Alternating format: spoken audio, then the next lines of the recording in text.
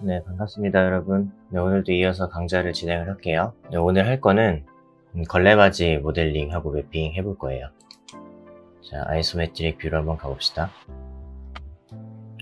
걸레바지가 여러분들 뭔지를 다 아시나요? 모르는 분들을 위해서 이제 인터넷에서 한번 찾아보겠습니다. 네이버에서 걸레바지라고 검색을 해볼게요. 그렇게 한 다음에 이미지를 한번 볼게요. 네, 여기에 사진처럼 이 바닥과 이 벽체의 경계에 이렇게 대주는 몰딩, 이런 게 대표적인 걸레바지 모양이에요. 이런 것들처럼. 네, 여기도 있네요.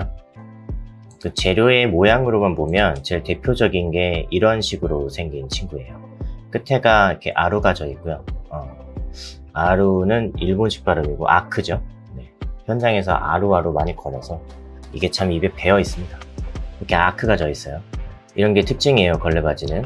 물론 이렇게 안 생긴 것도 이렇게 안 생긴 것도 있어요. 다양한 모양이 있죠. 여러분들 근데 걸레바지를 왜 쓰는지 아세요? 왜 시공을 하는지? 예, 이거를 또 알려드리자면 이 강좌의 주제에서 또 벗어나는 것 같아서 이 부분에 대해서는 제가 다른 강좌를 만들어서 알려드리는 걸로 할게요.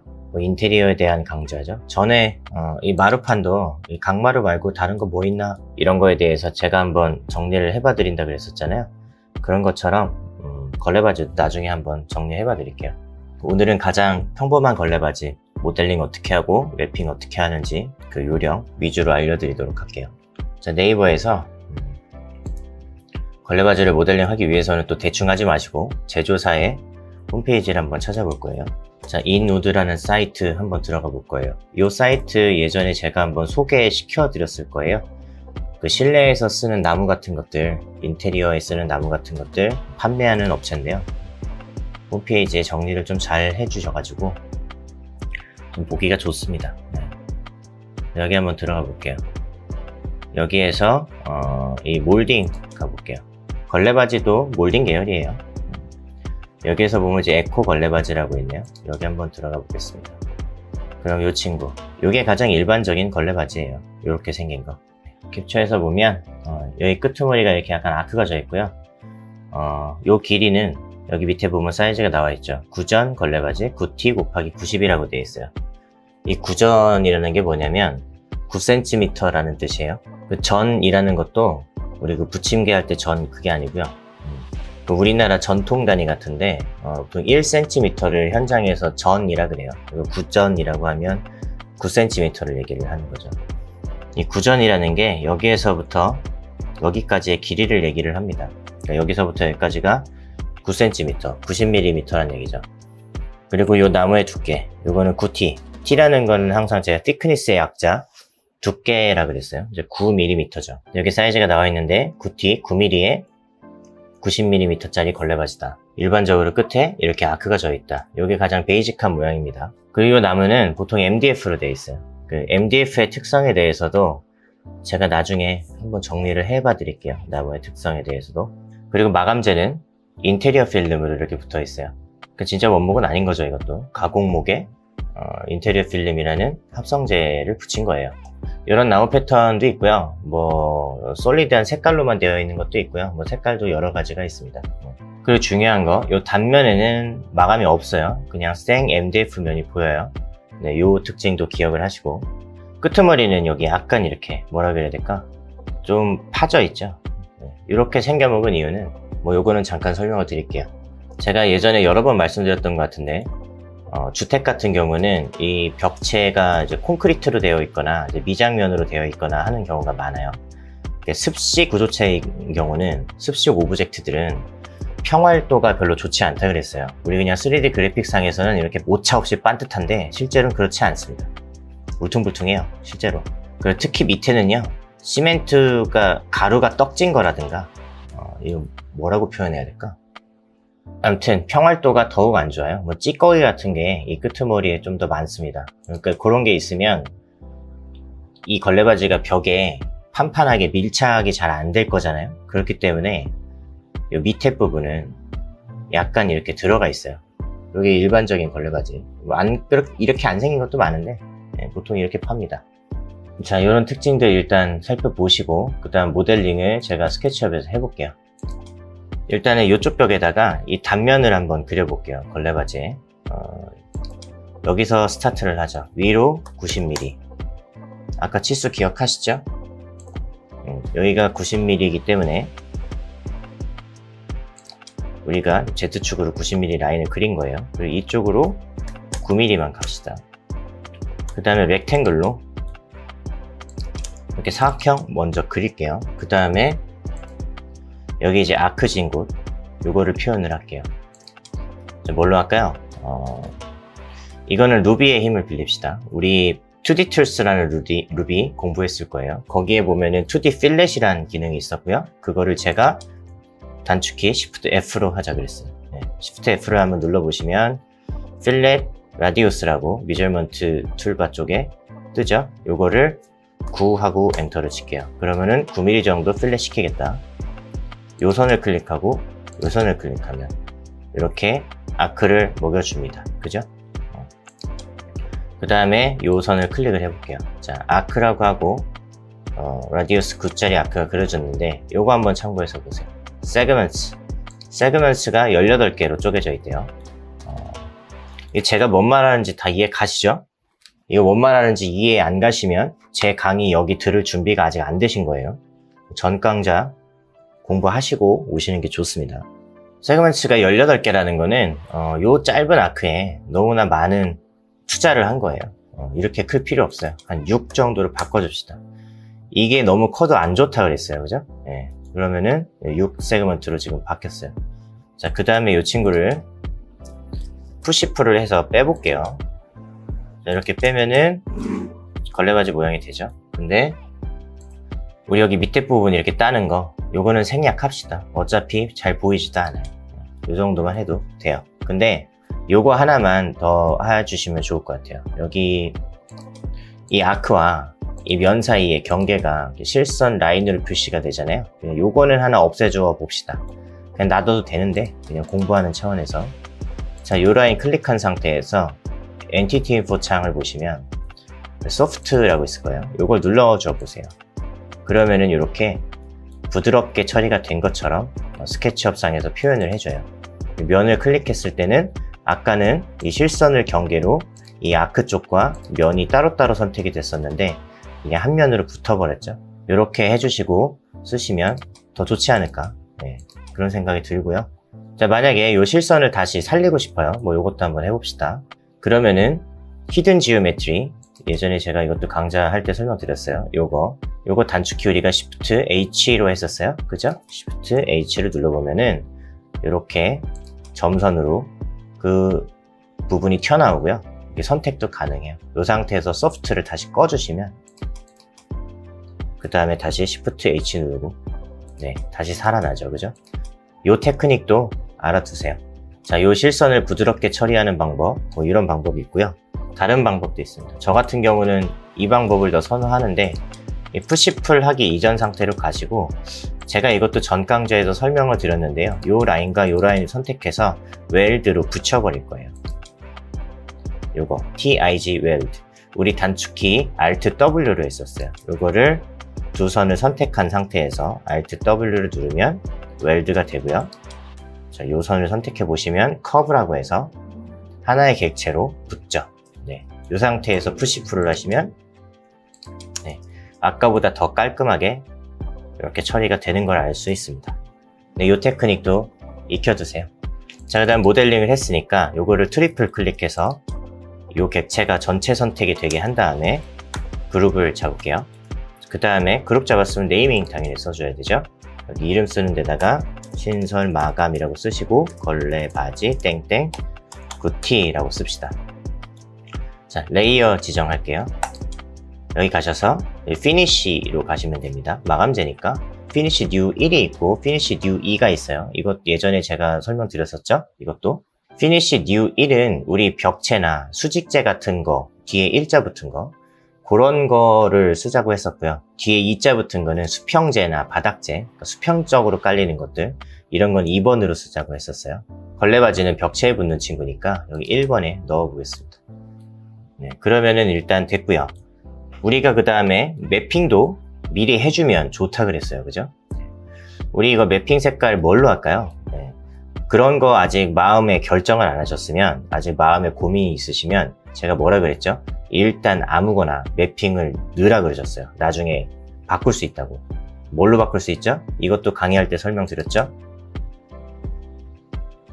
매티리얼 리플레이서로 되게 쉽게 바꿀 수 있죠. 그렇기 때문에 일단 기본 매티리얼로 아무거나 집어 넣어 놓는 거예요. 우리 일단 백색으로 그냥 만들어서 집어 넣어 봅시다.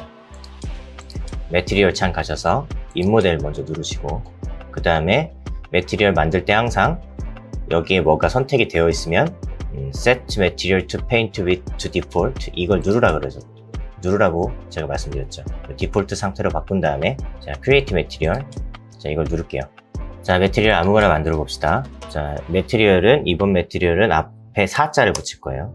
왜 4자를 붙이냐면 이 걸레바지는 이렇게 마감이 인테리어 필름이 붙어져서 제품이 판매가 돼요.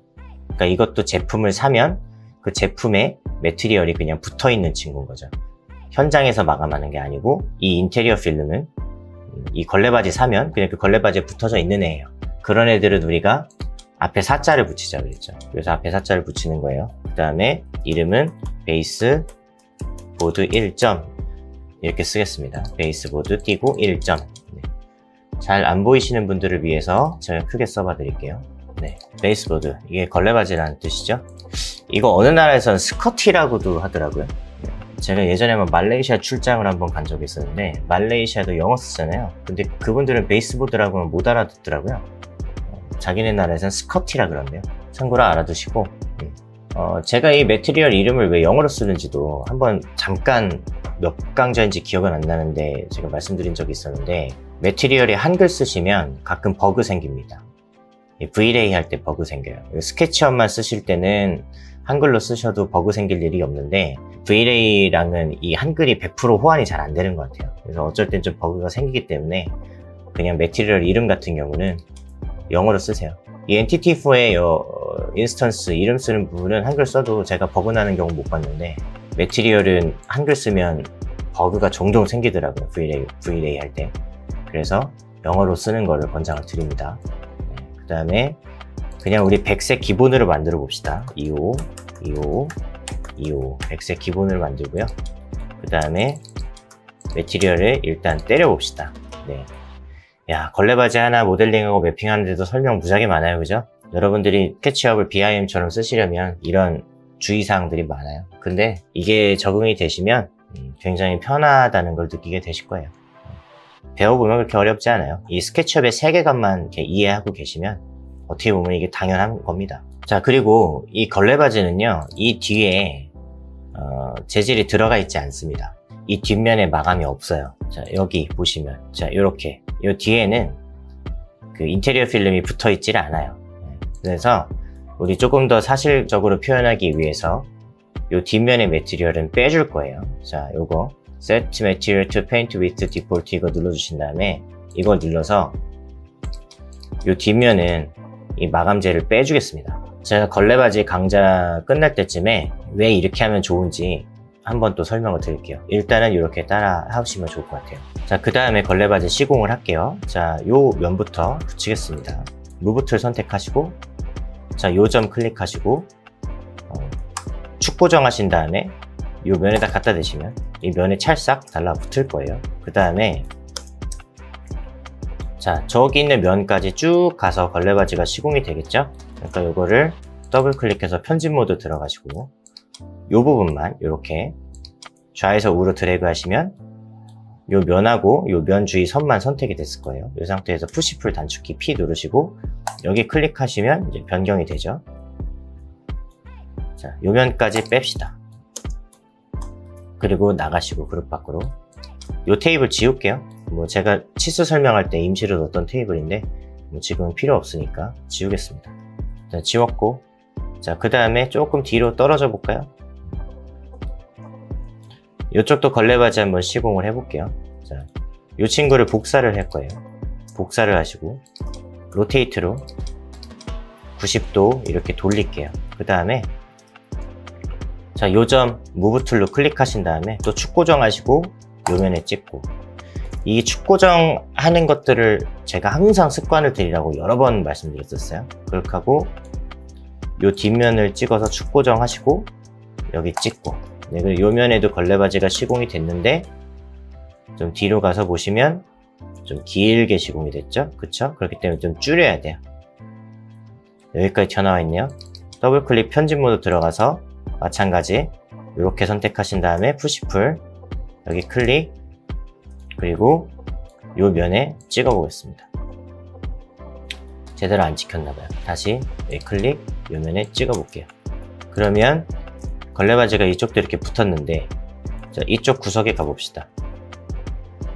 여기가 이렇게 씹혀 있는 부분이 있어요. 45도를 쳐줘야 되는 얘기예요. 그죠? 일단 놔둬 볼게요. 자, 이 부분도 이제 걸레바지가 붙어야 돼요. 이 문틀까지. 자, 복사를 또 할게요. 복사를 하고 로테이트 90도 돌리고요. 마찬가지 축 이동해서 설치를 해볼게요. 여기 잡고 축 고정 여기 붙이고, 여기 잡고 축 고정 문틀까지 붙이면 여기서 붙었죠. 이제 길이 줄여주면 돼요. 자, 더블 클릭, 이 부분 이렇게 선택하시고 푸시풀 여기 클릭, 요 면에다 갖다 대면 이렇게 시공이 되었는데, 자, 이 옆면에는 마감이 없다 그랬어요. 걸레바지 이거 참 빼주고 했으면 좋았을 텐데 제가 안 뺐네요. 요거부터 좀 빼주죠. 미리 뺐어야 되는데.